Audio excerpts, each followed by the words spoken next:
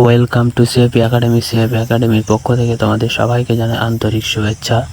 আজকে আমাদের 34 নম্বর সেটের মক টেস্ট তোমরা দেখে নাও। আমাদের 34 নম্বর সেটের মক টেস্টের প্রথম কোশ্চেন কি আছে।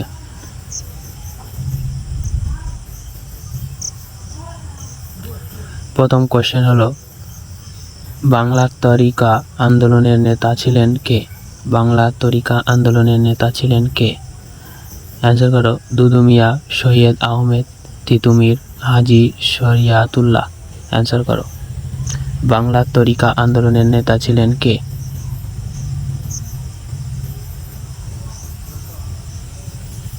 দেখো এখানে অ্যান্সার হয়ে যাবে বাংলার তরিকা আন্দোলনের নেতা ছিলেন তিতুমির, অর্থাৎ অ্যান্সার হয়ে যাবে সি এর দাগ। নেক্সট 2 নম্বর কোশ্চেন দেখে নাও। গুরুমুখী বর্ণমালার প্রবর্তক কে? গুরুমুখী বর্ণমালার প্রবর্তক কে? অ্যান্সার করো। গুরু নানক, গুরু অঙ্গদ, গুরু অমরদাস, গুরু রামদাস। অ্যান্সার করো। অ্যান্সার করো গুরুমুখী বর্ণমালার প্রবর্তক কে?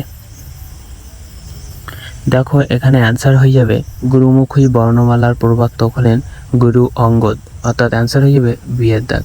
গুরুমুখী বর্ণমালার প্রবর্তক হলেন গুরু অঙ্গদ। নেক্সট ডিসক্রিপশন দেওয়া আছে, দেখে নাও। গুরু অঙ্গদ 1504 সালে 31শে মার্চ পাঞ্জাবের মাতেদি সারাইতে জন্মগ্রহণ করেন। পিতা ফেরুমাল একজন ব্যবসায়ী ছিলেন। গুরু অঙ্গদ ছিলেন শিখদের দ্বিতীয় গুরু। গুরু অঙ্গদ পাঞ্জাবি ভাষার গুরুমুখী স্ক্রিপ্টের প্রতিকরণের জন্য পরিচিত। নেক্সট 3 নম্বর কোশ্চেন দেখে নাও। ইম্ফল কার রাজধানী? ইম্ফল কার রাজধানী? অ্যান্সার করো। নাগাল্যান্ড, মণিপুর, ত্রিপুরা, অরুণাচল প্রদেশ। অ্যান্সার করো।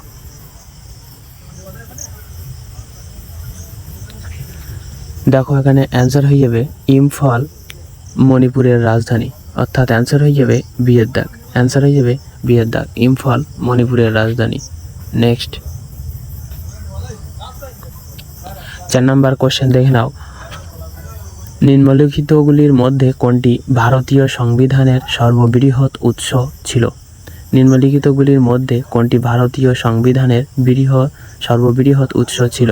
অ্যান্সার করো। ভারতের স্বাধীনতা আইন 1947। অ্যান্সার করো। ভারত সরকার আইন 1919, ভারত সরকার আইন 1935 এবং ওপরের কোনোটি নয়। অ্যান্সার করো।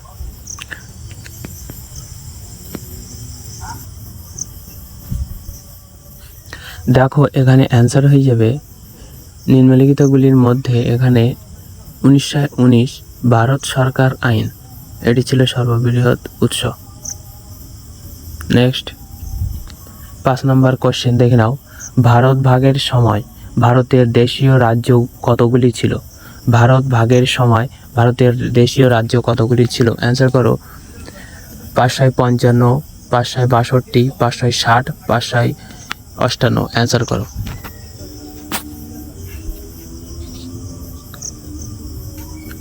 ভারত ভাগের সময় ভারতের দেশীয় রাজ্য ছিল, এখানে অ্যান্সার হয়ে যাবে 562, অর্থাৎ বি এর দাগ। অ্যান্সার হয়ে যাবে বি এর দাগ। নেক্সট ডিসক্রিপশন দেওয়া আছে, দেখে নাও। 1947 সালে ভারতের স্বাধীনতার সময় সরকারিভাবে 565টি দেশীয় রাজ্য ভারত জুড়ে অবস্থিত ছিল। এগুলির মধ্যে মাত্র 21টির বাস্তবিক সরকার ছিল, যার মধ্যে 4টি ছিল বৃহত্তম। এগুলো হলো হায়দ্রাবাদ, মহীশূর, বরোদা এবং জম্মু ও কাশ্মীর। নেক্সট 6 নম্বর কোশ্চেনটা কি আছে দেখে নাও। ইংরেজদের সঙ্গে রণজিৎ সিং এর অমৃতসরের সন্ধি স্বাক্ষরিত হয়েছিল কত সালে? অ্যান্সার করো। ইংরেজদের সঙ্গে রণজিৎ সিং এর অমৃতসরের সন্ধি স্বাক্ষরিত হয়েছিল কত সালে? 1809 খ্রিস্টাব্দে, 1813 খ্রিস্টাব্দে, 1811 খ্রিস্টাব্দে, 1807 খ্রিস্টাব্দে। অ্যান্সার করো।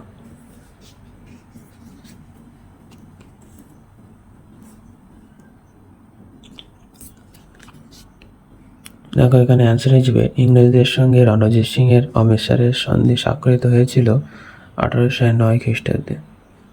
এটা ভিভিআই কোশ্চেন।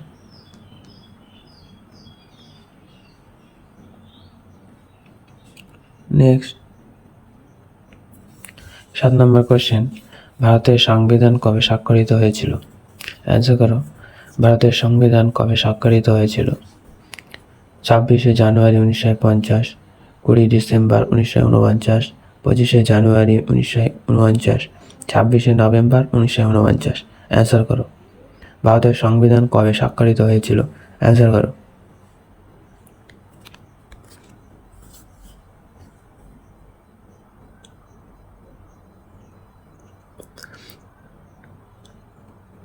খুব ইম্পর্টেন্ট কোশ্চেন। দেখো এখানে অ্যান্সার হয়ে যাবে, ভারতের সংবিধান স্বাক্ষরিত হয়েছিল 26শে নভেম্বর 1949 সালে। 26শে নভেম্বর 1949 সাল। নেক্সট 8 নম্বর কোশ্চেন, রাজ্যসভার সাংবিধানিক প্রধান কে? রাজ্যসভার সাংবিধানিক প্রধান কে? ভারতের রাষ্ট্রপতি, ভারতের উপরাষ্ট্রপতি, ভারতের প্রধানমন্ত্রী, লোকসভার সঞ্চালক। অ্যান্সার করো। রাজ্যসভার সাংবিধানিক প্রধান কে? দেখো এখানে অ্যান্সার হয়ে যাবে, রাজ্যসভার সাংবিধানিক প্রধান হলো ভারতের রাষ্ট্রপতি। নেক্সট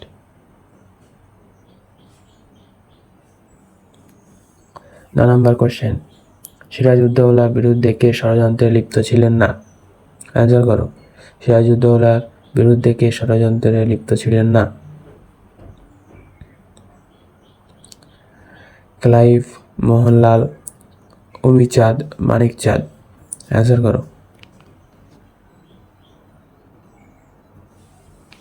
এখানে অ্যান্সার হয়ে যাবে মোহনলাল, অর্থাৎ বিয়ের দাগ। অ্যান্সার হয়ে যাবে বিয়ের দাগ।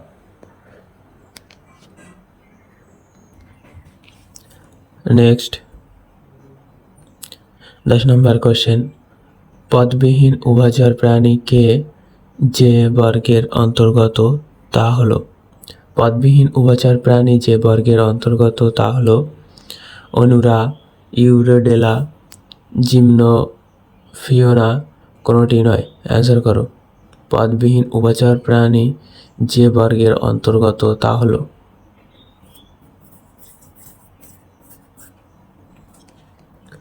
এখানে অ্যান্সার হয়ে যাবে জিমনোফিওনা, অর্থাৎ সিয়ের দাগ। অ্যান্সার হয়ে যাবে সিয়ের দাগ। নেক্সট, আয়তনের হিসেবে ভারতের বৃহত্তম জেলা কোনটি? অ্যান্সার করো। ভিভিআই কোশ্চেন, আয়তন হিসেবে ভারতের বৃহত্তম জেলা কোনটি? বস্তার, বর্ধমান, কচ্ছ, লে, লাদাখ। অ্যান্সার করো। এখানে অ্যান্সার হয়ে যাবে, আয়তন হিসেবে ভারতের বৃহত্তম জেলা হলো কচ্ছ, অর্থাৎ সিয়ের দাগ। অ্যান্সার হয়ে যাবে সিয়ের দাগ। নেক্সট 12 নম্বর কোশ্চেন, কোন প্রাণী ফাইলামটি সব থেকে পরের আবিষ্কার হয়েছে? কোন প্রাণী ফাইলামটি সব থেকে পরে আবিষ্কার হয়েছে? অ্যান্সার করো। লরিসিফেরা, ফাইনোরিক্সা, টিনোফোরা, পোগোনোফোরা। অ্যান্সার করো।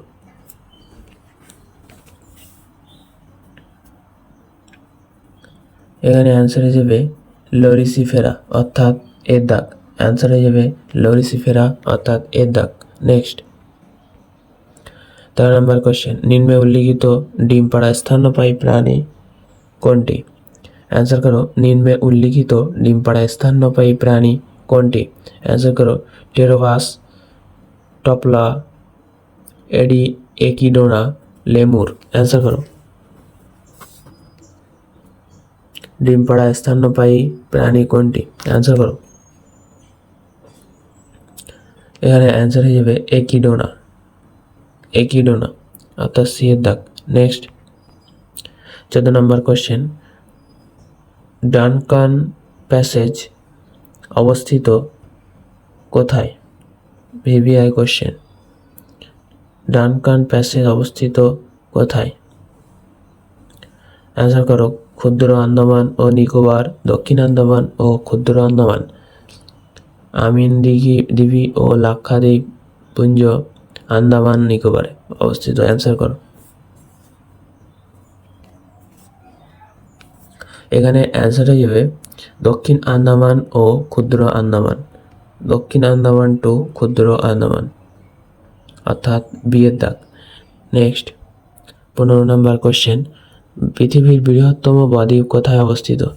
অ্যান্সার করো, পৃথিবীর বৃহত্তম বদ্বীপ কোথায় অবস্থিত? ইরাবতী বদ্বীপ,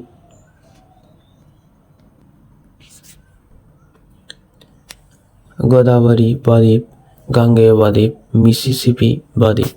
অ্যান্সার করো, পৃথিবীর বৃহত্তম বদ্বীপ কোথায় অবস্থিত?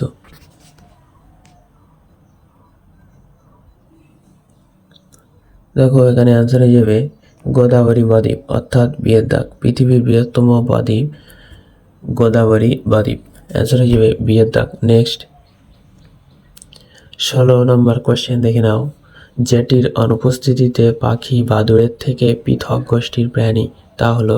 অ্যান্সার করো, যেটির অনুপস্থিতিতে পাখি বাদুড়ের থেকে পৃথক গোষ্ঠীর প্রাণী তা হলো?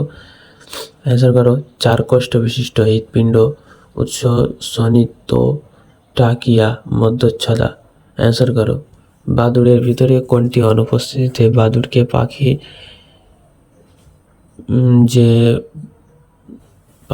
যে গোষ্ঠীর প্রাণী সেই গোষ্ঠীর প্রাণী ধরা হয় না? অ্যান্সার করো। দেখো এখানে অ্যান্সার হয়ে যাবে মধ্যচ্ছদা, অর্থাৎ ডি এর দাগ। অ্যান্সার হয়ে যাবে মধ্যচ্ছদা। নেক্সট 17 নম্বর কোশ্চেন, আধুনিক ভারতের জনক কাকে বলা হয়? VVI question. Jawaharlal Nehru, Rammohan Roy, Umeshchandra Bandyopadhyay, Mahatma Gandhi. Answer করো, আধুনিক ভারতের জনক কাকে বলা হয়? অ্যান্সার হয়ে যাবে রামমোহন রায়, অর্থাৎ বি এর দাগ। অ্যান্সার হয়ে যাবে রামমোহন রায়, অর্থাৎ বি এর দাগ। নেক্সট 18 নম্বর কোশ্চেন, ভারতীয় নাগরিকের লোকসভায় নির্বাচিত হতে গেলে ন্যূনতম বয়সের প্রয়োজন কত? ভারতীয় নাগরিকের লোকসভায় নির্বাচিত হতে গেলে ন্যূনতম বয়সের প্রয়োজন কত? VVI question. 35 বছর, 25 বছর, 20 বছর, 18 বছর। অ্যান্সার করো। দেখো এখানে অ্যান্সার হয়ে যাবে 25 বছর, অর্থাৎ বি এর দাগ। নেক্সট, লোকসভার সদস্যদের অবশ্যই ভারতীয় প্রজাতন্ত্রের নাগরিক হতে হয় যার বয়স 25 বছরের কম নয়। নেক্সট 19 নম্বর কোশ্চেন, অকালীন আন্দোলন শুরু হয়? অ্যান্সার করো, অকালীন আন্দোলন শুরু হয় 1931 সালে, 1911 সালে, 1921 সালে, 1901 সালে। অ্যান্সার করো।